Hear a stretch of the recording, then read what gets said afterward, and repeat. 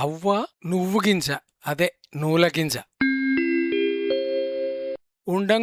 ఉండంగా ఒక ఊరుండే. ఆ ఊర్లే ఒక అవ్వ ఉండే. ఒకనాడు అవ్వకు నూల గింజ దొరికింది. నూల గింజను చేతిలో పట్టుకొని అవ్వ ఆలోచన చేయసాగింది.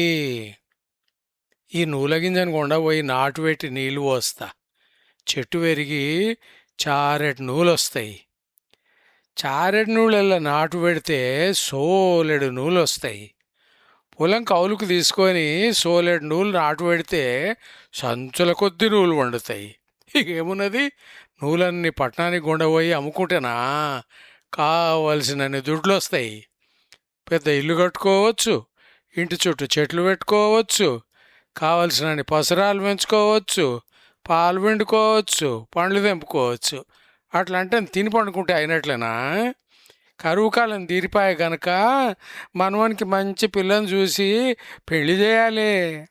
వానికి పెండ్లం వస్తే ఆ పిల్లకు తీర్లే చీరలు తేవాలి.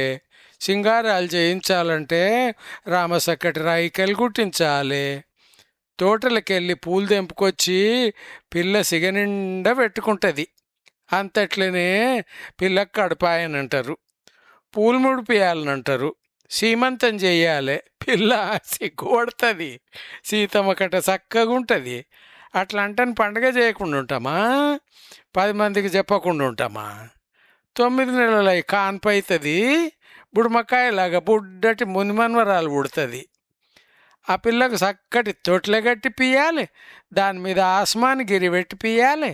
మునిమన్వరాలు కిలకిల నవ్వుతుంది, ఇల్లంతా ఎన్నిల వంపినట్టే ఉంటుంది. మునిమన్మరాలు దోగాడుతుంది, చిన్న కృష్ణుడు గదిలొచ్చినట్టే ఉంటుంది. మునిమన్మరాలు అవ్వా అంటది, పానం లేసొస్తుంది. పిల్లకు తీర్ల సోకులు చెయ్యాలి, ఉగ్గు పెట్టాలి, ఎన్న పెట్టాలి, ఎన్నన్నా సరే అడిగిందల్లా తెచ్చియాలి. అంతట్లనే పిల్ల పెదగవుతుంది, చదువుకెయ్యాలంటారు, సాలెకు పంపాలంటారు.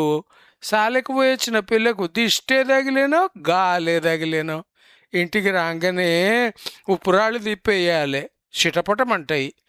పిల్ల జరసేపు వండుకుంటుంది, నిద్ర పడితే పెయ్యి నెమ్మదవుతుంది. మరి మళ్ళా లేచి దగ్గరికి వస్తుంది, నెత్తిన చెయ్యి పెట్టి గోకుతుంటుంది. అవ్వా నువ్వనే అంటది. యాడబిడ్డ అంట. నెత్తిలనే అంటది.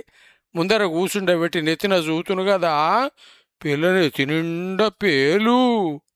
సాలె చదువు సంగతేమో కానీ పేలు మాత్రం వచ్చినాయి. చిటుక్కున ఒక పేనును కొక్కుతా అనుకుంటేనే అవ్వ నిజంగానే ఏందో కుక్కింది. ఆలోచన తెగింది. చూస్తే ఏమున్నది, చేతులున్న నూల గింజ నుగ్గునుగ్గయింది.